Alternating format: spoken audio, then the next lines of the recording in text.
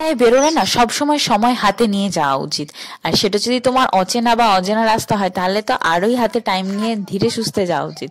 আমাদের আজকে একটা ইনভিটেশন ছিল, ইনভিটেশন হচ্ছে তোমার অন্নপ্রাশনের রাইস সেরিমনি, আমার দিদির জায়ের ছেলের অন্নপ্রাশন। আমরা দিদি বাড়ি গেছিলাম সেই বিয়ের সময়, তারপরে যাইনি। আর রাস্তাঘাট তো চেঞ্জ হতেই থাকে, তো আমাদের প্ল্যান ছিল যে সকাল সকাল বেরোবো, 10টা-11টার দিকে তাড়াতাড়ি করে পৌঁছে যাব ওখানে। আর তারপরে গিয়ে দেখি আমাদের বাড়ির বাকি মেম্বাররা সবাই পৌঁছেই গেছে। আমাদেরই রাস্তা খুঁজে খুঁজে আস্তে আস্তে একটু দেরি হয়ে গেছে। তাছাড়া শীতের বেলা জানোই তো, মানে তাড়াতাড়ি করে বেরোতে গেলেও সেই বেলা হয়ে যায়। তো এখানে গিয়ে মিষ্টি খরগোশ দেখে তো খুব এক্সাইটেড হয়ে গেছিল। তারপরে ওখানে অনুষ্ঠান বাড়িটা না খুব সুন্দর করে সাজিয়ে হচ্ছিল। আমরা ওখানে গেলাম, সবার সাথে কথাটা তো হলো, অনেকক্ষণ বসেছিলাম।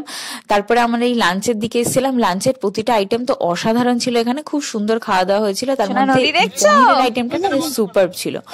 ওখান থেকে তারপরে বেরিয়ে আমরা সবাই মিলে, দাদারা আমরা সবাই মিলে গেছিলাম একটা খুব সুন্দর ব্রিজ হয়েছে এই, কিন্তু ওই ব্রিজের ওই দিকটা আমরা কখনোই যাইনি। তো দাদা বলে চ আজকে ওই দিকটা সবাই মিলে ঘুরতে যাবো।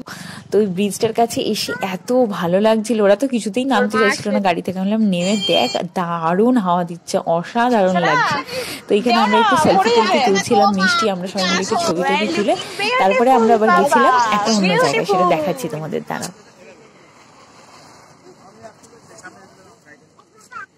পিপি ওই দিকটা যাবো, দাঁড়াও দাঁড়াও দাঁড়াও, হাতটা ধরো, শোনো এইদিকে দাঁড়াও, এইখানটা দাঁড়াও, দেখি এখানটা দাঁড়াও, স্মাইল।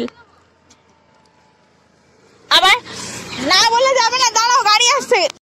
ওইখান থেকে ঘুরে তারপর আমরা এই নদী পাড়টাতে আসি। এই নদী পাড়টা এত সুন্দর না, অসাধারণ লাগছিল এই পার থেকে দেখতে। আর এই পার থেকে ওই পারটা এত সুন্দর দেখা যাচ্ছিল, আমরা তো ঠিকই করে নিয়েছিলাম ওই পারে যাবো। ওই কি ওইখানে করছি, বাঘ ভাগ না বেরিয়ে চলে আসে বৌদি আবার। বাক্সি যাবেন তো? হ্যাঁ বাক্সি ওপারে যেতে, ওপারে যাব, বাক্সি ওই পারে। এইখানে নৌকার কাকা উঠে আমাদের সাথে ইয়ার্কি করছে, বলছে চলো তোমাদের বাক্সি থেকে ঘুরিয়ে আনি। আমরা বলি কতক্ষণ টাইম লাগবে? বলে 15 মিনিট। না না 15 মিনিট মানে সন্ধ্যা হয়ে যাবে, যাওয়ার দরকার নেই। বলে তোমরা তো ওই পারে টিকিট কেটেছো, তোমাদের ওই পারেই নামে দেবে, তুমি আমাদেরকে যেখানে নিয়ে যাও চলো, মোটামুটি নৌকার দিকে একটু চড়াও।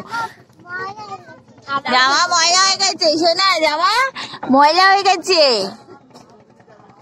জামা ময়লা হয়ে গেছে।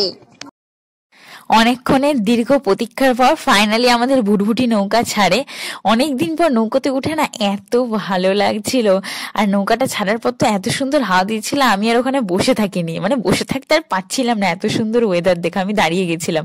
আর দাঁড়িয়ে থেকে মানে ওখান থেকে আর কি সূর্যাস্তটা এত সুন্দর লাগছিল না দেখতে, চারপাশের পরিবেশটা অসাধারণ লাগছিল। দুদিকে তোমার পাড়, মাঝখান দিয়ে নদী, তার সাথে সূর্যাস্ত। সেদিনকের বিকালবেলাটা খুব সুন্দর লেগেছে তোমার এই জায়গাটা। তারপরে আমরা এই পারে চলে আসি। আর এই পারে না তোমার পার বরাবর হেঁটে গেলে অনেকটা এরিয়া আছে দেখার। পরে নাকি শুনছিলাম আমি কাকার কাছে যে এই দিকটা তোমার বালির পাহাড়ও হচ্ছে। বলে এখন তোমরা পাত্তা দিচ্ছ না, তো যখন দেখবে সবাই হিট হয়ে গেছে তখন তোমরাই আবার ঘুরে ঘুরে দেখতে আসবে। তো আমরা বালির পাহাড় কোথায় হচ্ছে সেটা দেখতে যাইনি, তবে কাছাকাছি সেদিকে সন্ধ্যায় যাচ্ছিল বলে আমরা ঘুরে চলে এসেছিলাম। আর এই সামনের দিকটা না তোমার সর্ষে ক্ষেত, তারপরে প্রচুর সবজি চাষ আছে, মানে এখানকার মানুষজন সবজি তারপরে ধান এইসবই চাষ করে।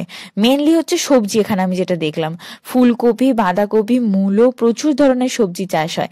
এখানটা আমরা একটু ফটো সেশন করছিলাম, ছবি টবি তুলে আবার এই পাশে আসার জন্য নৌকার জন্য ওয়েট করতে হচ্ছিল।